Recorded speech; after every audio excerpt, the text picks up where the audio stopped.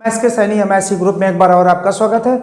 11 geography class के अंतर्गत अरब प्रायद्वीपीय भारत की कुछ नदियों का जिक्र करना बाकी रह गया था। आइए हम उसी का अध्ययन करते हैं।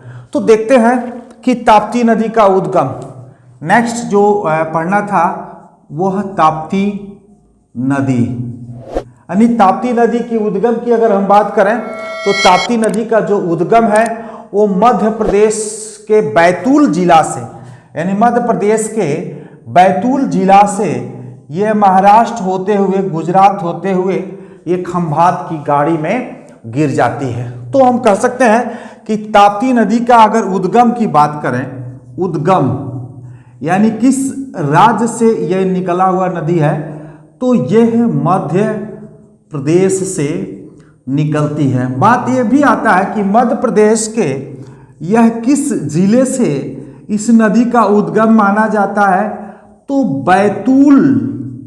बैतूल जिला है, उसी बैतूल जिला से ताप्ती नदी का उद्गम माना जाता है। अगर बात आती है कि बैतूल जिला के किस स्थान से इसका उद्गम माना जाता है, तो इसका स्थान जो है मुल्ताई नामक स्थान है, वहीं से इसका उद्गम माना जाता है। ताप्ती नदी को किसी और नाम से भी जानते हैं क्या, तो और नाम भी इसका है। और नाम की बात करें तो मुल्तापी के भी नाम से इसको जानते हैं। अगर बात आती है कि किन किन प्रदेश से होकर के गुजरती है, तो राज्य की बात आती है, तो राज्य आपने देखा कि मध्य प्रदेश और महाराष्ट्र और आपने देखा गुजरात। और कहाँ पे गिरती है, अगर यह गिरती कहाँ पे नदी है, तो खंभात की खाड़ी जो ये पड़ता है अरब सागर में। ये पूरा जो एरिया है आपका, ये अरब सागर का एरिया है, और ये जो एरिया है इसको हम खंभात की खाड़ी बोलते हैं। तो आपने देखा ये जो पूरा यह मध्य प्रदेश है, तो बैतूल जिला से ये महाराष्ट्र होते हुए और कहाँ पे गुजरात होते हुए खंभात की खाड़ी में गिर जाती है। तो हमें लग रहा है कि आप समझ गए होंगे। 100 प्रश्न आता है कि प्रायद्वीपीय भारत की कौन सी ऐसी नदी है जो रिफ्ट वैली, जिसको हम कह सकते हैं कि भ्रंश घाटी में बहती है, भ्रंश घाटी में बहती है।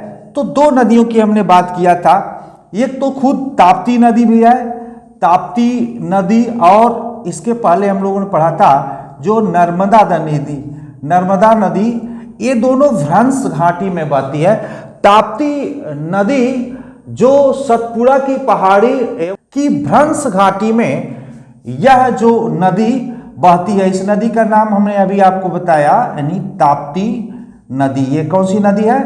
ताप्ती नदी है, जो मध्य प्रदेश बैतूल जिला मुल्ताई नामक स्थान से निकल करके महाराष्ट्र होते हुए गुजरात होते हुए खंभात की खाड़ी में गिर जाती है। अगर दिशा की बात आती है कि किन दिशा से किन दिशा की तरफ यह बहती है, तो आप देख सकते हैं यह पूरब से पश्चिम की दिशा, यानी हम कह सकते हैं पूरब से यह पश्चिम दिशा की ओर बहने वाली नदी है। आप देख सकते हैं ऊपर का भाग उत्तर, नीचे का भाग दक्षिण, ये आपका है पूरब, यह है आपका पश्चिम। तो ये है पूरब और यहाँ से बह करके आ जा रही है, इसलिए दिशा की बात करते हैं तो पूरब से पश्चिम की बात करते हैं।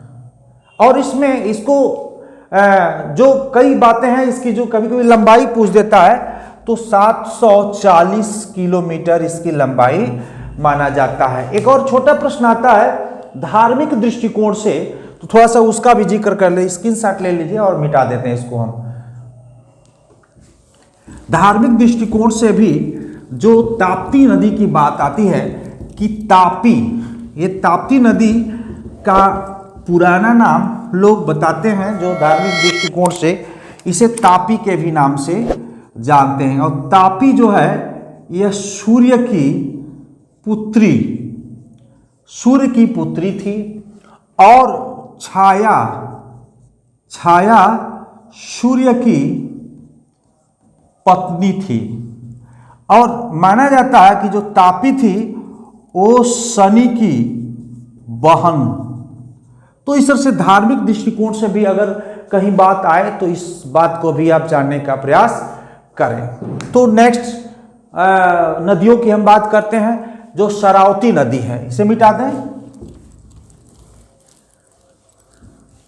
अब एक नेक्स्ट नदी बच गया है, शरावती नदी। इसका भी नाम सुने हैं आप लोग। शरावती नदी का उद्गम स्थल कहाँ से माना जाता है? तो शरावती नदी का भी उद्गम कर्नाटक से माना जाता है। और ये जो कर्नाटक से ये कहाँ पे गिरती है? बंगाल की खाड़ी में, अरब सागर में गिर जाती है। यहाँ पे देख सकते हैं ये कर्नाटक से ये आकर के अरब सागर में गिरती है। कौन सी नदी?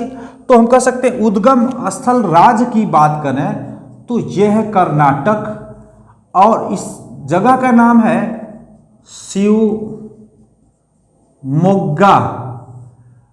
नामक स्थान से यह निकल करके अरब सागर में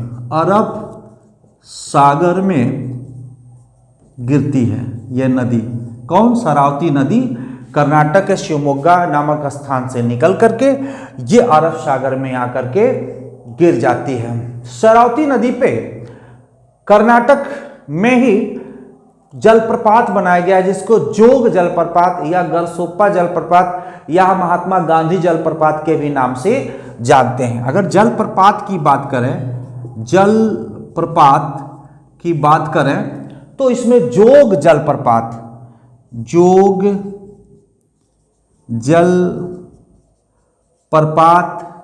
या गरसोप्पा जलप्रपात, हम कह सकते हैं गरसोप्पा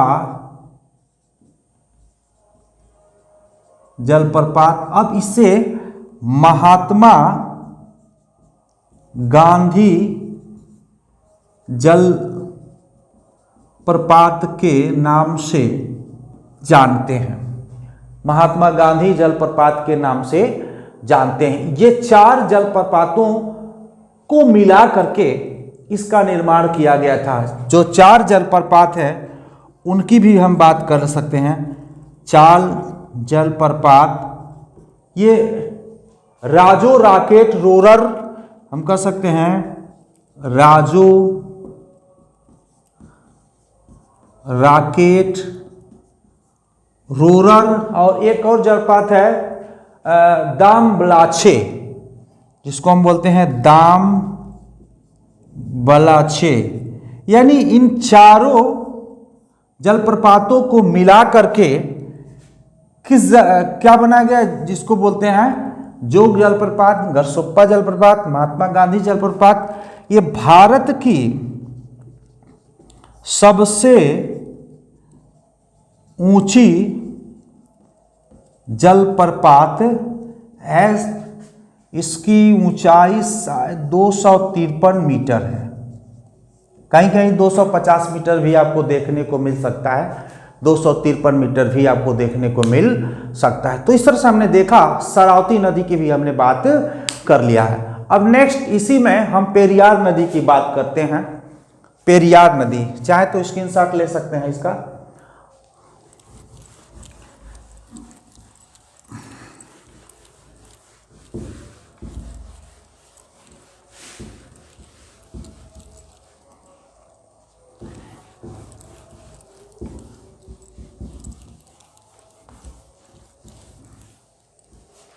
पेरियार नदी की बात कर लेते हैं।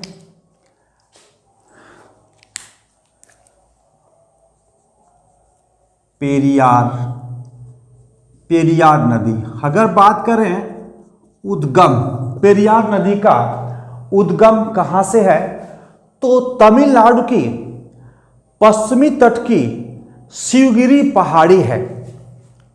तमिलनाडु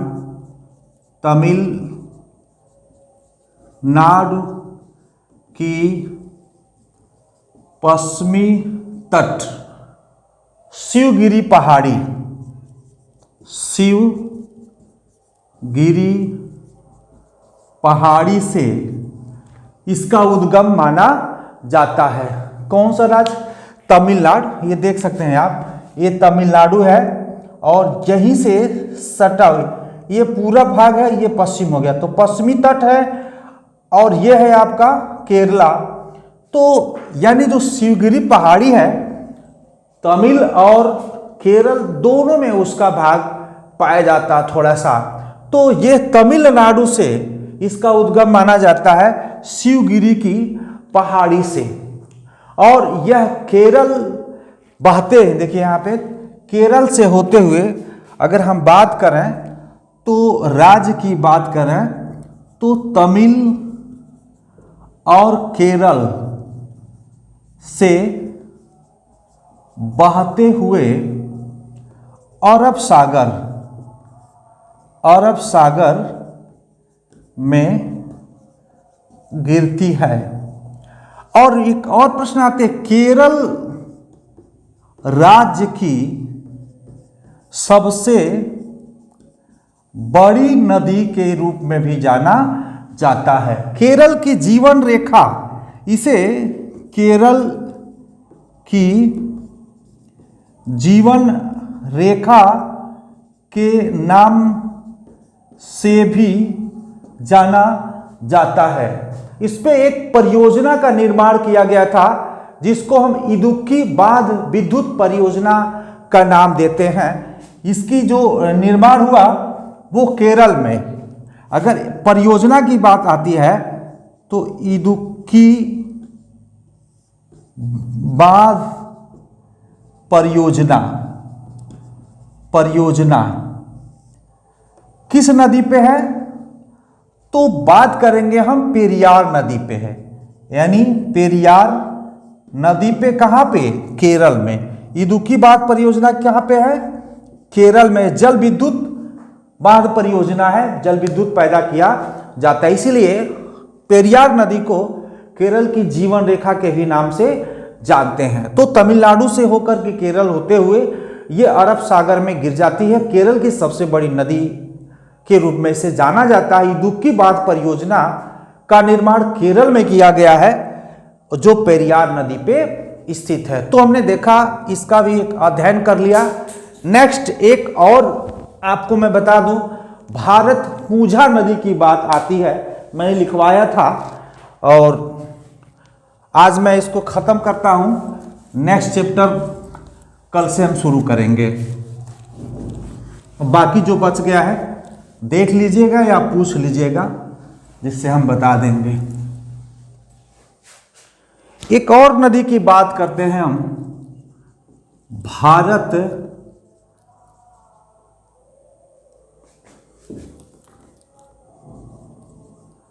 पूंझा नदी। ये भारत पूंझा नदी अन्नामलाई की पहाड़ी से निकलती है, जो केरल राज्य से होते हुए कहां पे गिरती है? अरब सागर में गिर जाती है। ये अन्नामलाई की पहाड़ी से निकल करके ये केरल राज्य से ये अरब सागर में गिर जाती है। इसका उद्गम की बात करें, उद्गम तो अन्नामलाई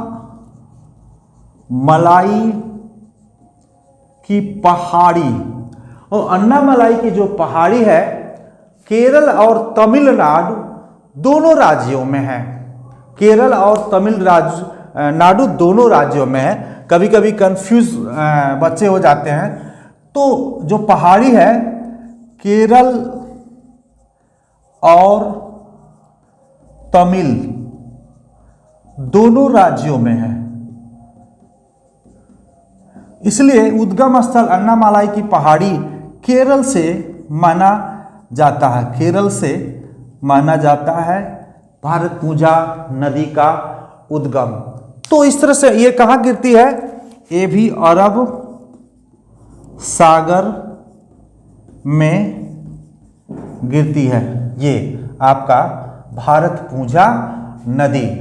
तो हमने देखा शरावती नदी, आपने देखा शरावती नदी, और ये नीचे वाला था पेरियार और ये भारत पूजा नदी। तो आज के लिए इतना ही। नेक्स्ट वीडियो में नेक्स्ट चैप्टर को लेके आएंगे, और कहीं कोई दिक्कत हो, कन्फ्यूज़न हो तो आप कमेंट बॉक्स में भी पूछ सकते हैं और क्लास में भी पूछ सकते हैं। 7 तारीख से शायद खुल जाए आपका विद्यालय, तो फिर हम लोग क्लास में इसका अध्ययन करेंगे। धन्यवाद।